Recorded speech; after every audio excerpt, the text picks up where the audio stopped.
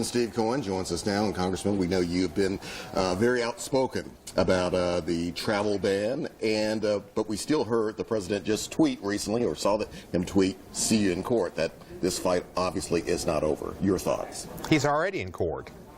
See you in court's kind of a little late. He's been in court since all over the country. An independent judiciary is part of our tradition, our history, part of democracy. Right now, the Senate and the House are majority Republican. The president can get pretty much what he wants. Now, in the Senate, for bills, other than reconciliation, which is how he's going to do the ACA spending portions and maybe some of Dodd-Frank's spending portions, he's going to have 60 votes. So he has to have a few Democrats. But he only has 8. So the lone spots of resistance and opposition are the press and the judiciary. The judiciary, part of the checks and balances, part of our system of government, independent. And the press is the fourth estate. It's supposed to observe in the First Amendment, the Constitution, free press. So he's battling the press and he's battling the judiciary because he doesn't have control of them through the party mechanism. And it's so beautiful to realize judicial appointments are lifetime appointments. So anybody on the bench doesn't have to worry about re-election. There are a lot of House members, Republicans, and senators who I've spoken with, who really think that this president has serious problems.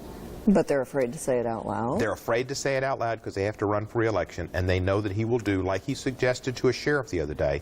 There was a state senator. He says, "Tell me his name. We'll destroy him." And that's what he would try to do to any of these Republicans, is tweet about them and be against them and beat them in their primaries. And he might be able to do that. But he can't beat a judge because they're there for life. So judges are independent, and they're like the last barrier to having a dictator, an autocrat. And the courts have come forth and said that this order was unconstitutional. Or they didn't really say it was unconstitutional. They said that it was irreparable harm and immediate damage, so they issued a TRO. And the Ninth Circuit agreed that there was reasons to uphold the TRO. So the courts have worked, and the thing is that this court had a Bush appointee and a Carter appointee, and the previous court in Washington issued the first opinion was a Bush appointee. But I want to ask you, Congressman, were there any merits, though, even no matter how small, that you saw in this travel ban when it comes to protecting our country? Because we hear those words a lot. We hear, like, this is the first president that you have to Snopes.com before you comment on him. The who've come into our country and caused terrorist attacks have not come from those 7 countries. They've come from Saudi Arabia, that's who hit 9/11, from Egypt, from the UAE, and from other countries over there, but not from those 7 countries. What do you say, though, to folks who rightly say those 7 countries were identified in the Obama administration? They were identified by Congress. But it was still not by Donald Trump. Congress passed a bill, and Obama put in a policy based on the bill that people would not get the benefit of visa waivers, which means you can kind of come right into the country. And it would be subject to more scrutiny in getting in the country. But there was no ban. There was no ban on it. So your argument is not necessarily with just the 7, that these 7 countries are illogical or whatever, or those, you know, because they were identified not by Donald Trump. But it's apples and oranges. It's like identifying the American Athletic Conference teams and saying that they play football, but you're talking about a basketball game. So that's your argument with that. All right, Congressman, let's also talk about the future of immigration laws in this country and civil rights now that we have a new Attorney General, Alabama Senator Jeff Sessions. Do you think he can be fair? His history is such that I'm distressed. It's almost as if somebody from another era. This is a man who has fought against civil rights, voting rights, women's rights. He voted against the Violence Against Women Act. When Trump was taped saying he grabs women by... He said that I don't consider that an assault. Sessions, and defended it. He did come back later and change that, but you're right. Last fall he also said he liked the KKK. Until he found out they smoked pot. When you ask, do you ask colleagues there, what are you thinking? Or are you not concerned about at least the perception by African Americans, particularly, given the environment we have right now, Do you wonder why they're not concerned at least about the perception that he won't be fair? Well, That he won't be colorblind? I think that Democrats are very concerned. I went over to the Senate floor on Wednesday with Sheila Jackson Lee and John Conyers and other members of the Democratic caucus, and we showed our solidarity with the Senate Democrats.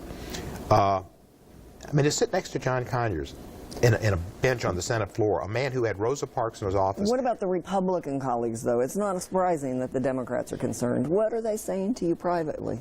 Because yesterday we talked to... Most of them know Sessions. They are okay with him, or they think their constituents are okay with him, and they're there. And it's scary because what it is, it's a return to yesteryear, and it's not the Lone Ranger. It's a very difficult time. It's like you could, you see Jefferson, Beauregard, Sessions. What's one thing that Donald Trump has done, the administration has done, that you like?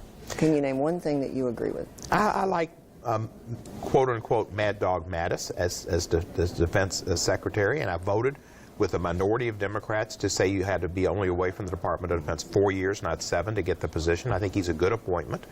I think that questioning some of the expenses, I'm not sure how much of an influence he had, but I think questioning the cost of the F-35 was a good thing. There are some extravagant expenses in defense. There are some other places I'm sure he's done something that I would agree with. I just can't think of it offhand. Also want to ask you, do you see, looking at the big picture here, any bipartisan legislation out there that both sides can support that really needs to be supported? Well, I think that there needs to be some infrastructure spending in this country, and major infrastructure spending, and the Democrats and Republicans agree. The difference is how you pay for it, and the Democrats basically agree with Fred Smith's position that you should pay for it through government funding, and that the gasoline user fee, which is AKA a tax, should be raised, and it should be have been for many years. But the Republicans are afraid to cross Grover Norquist and their pledge never to raise taxes. But I think we agree we need to do infrastructure. It's a matter of how you pay for it. I think there needs to be some immigration reform, and I think we need to find ways to attract and keep the best and brightest in our country, and we're not doing that. We're educating a lot of people, and then they're going back to their countries because they can't stay here, and I think we need to be able to do that. And very quickly, you have a town hall meeting coming up? We have a town hall at East High School at 10 o'clock tomorrow morning. We encourage people to get there early because we're going to have metal detectors, and we hope to have a very peaceful democracy opportunity. I like interacting with constituents. I think it's the right thing to do, and so we're happy to have a town hall, and we're going to have our ears open, and our staff will be there. And if you have constituent services, we'll take down your information. If you have an opinion, we hope to hear it. Congressman Steve Cohen, thank you very much. So much for